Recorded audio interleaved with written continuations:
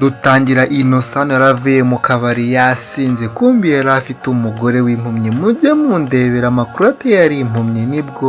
Nabwo Innocent yakomeza abwira Makurata, Makurata njyewe bitete ariko kuki wicaye ngaha hirya hari musore wamurebaga ni Okama yibereye ku kaneke ari kwirebera ibya Innocent na Makurata ati biti ariko njyewe kuki ibi bintu simbishaka, njyewe kuki ndahaguruka njye kwirira, kandi arabona umugore we ni impumyi. Ariko bya bintu by'inzoga mbabwira ati mujye munywa inzoga nkeya. Ibi ni bya kamwana umugore biramuyobera. Nibwo Okama we yaramurebaga akavuga ati ariko se mana uriya musaza ni ibiki kuko mana. Okama arahaguruka gake burya rero mu rugo nimujya gushwana mujye mubanza murebe hepfo na haruguru nimba nta muturanyi uhari. Okama araza arambwira ati ihangane Makurata kuba ngwaye kano kandi ihangane, urugo nuko rumeze, akira ino nkoni yawe, urugo nuko ruba rumeze. Niwo bwose narashaka nkaba narashatse rukanananira, ariko niko mba kugenda. Bukeye nibwo umugabo Innocent ajyana na Makurata mu muhanda. Hano ni hehe? Hano ni Kamembe. Innocent ariyambutsa wenyine, Okama aramwitegereza, yitegereza ba bandi kuko ntiyabajyaga kure, arabitegereza ati iyambutse n'utiyambutse ubyihorere, kandi arabona ni mu muhanda. Mujye mundebera ubugome bw'abagabo b'isi, mujye mundebera ubugome bw'abantu bamwe. Nimba mbabwira ati mujye mukunda ubakunda kuko utabakunda. Okama nibwo yaje aramubwira ati mpa akaboko kawe Makurata nkwiyambukirize kuko warashatse abandi barashaka, wowe waherekeje abandi gushaka. Aramufata akaboko aramwiyambukiriza, ariko amujyana ahantu Okama yamujyanye ahantu bavura amaso. Ibyo ndebera Okama kumwambutsa ahita profita mu kavuyo. Nimba bwari ubugira neza ngo ubugira neza bw'intware ngo nibwo bwayigonze ijosi, nibwo yamubwira ati funga amaso nkwereke. Avuye kumuvuza we, Okama aramubwira ati reba hari urareba, ati ndareba, yego ndareba. Amera nk'uwo mugabo Yesu yahumuye amaso ati kani kangati ni kabiri, kani kangati ni gatatu, ati kuko uribona neza, ati ndabireba, ati yoo. Sigo Okama yiprofitiye mu kavuyo. Okama ari kumwe na mugore wiwe rwose Makurata. Nibwo Innocent yamurebye ati mwabyaye turinde ati tari kurinde mva imbere, urankora unshaka iki mva iruhande.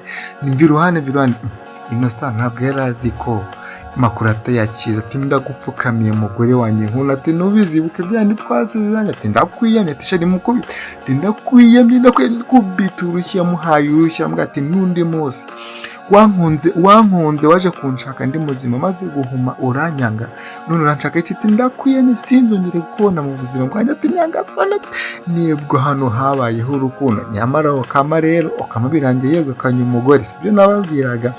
Okama afite umugore utuvugana ngo iki ngiki cyaricujije ba Innocent rwose baricuza, ati nyagasani umugore wanjye yari mwiza, umugore wanjye ni mwiza.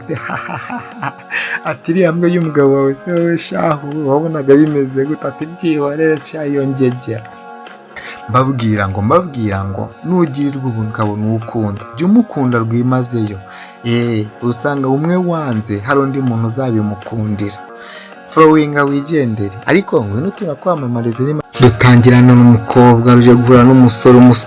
Umusore arifitiye gift, umukobwa nawe afite gift. Ni cyagiye cy'abantu bakundana. Umukobwa ati aho watereye batuna kuzaniye n'umusore, arareba aravuga ati mana dore ibintu yari afite, dore ibintu yari yamuzaniye. Ariko umukobwa yizanira iPhone, yizanira urabo rwiza cyane. Nyuma agakobwa karika uriye mushuti wako sataburenge. Umukobwa rero aramubwira ati dore urabyo.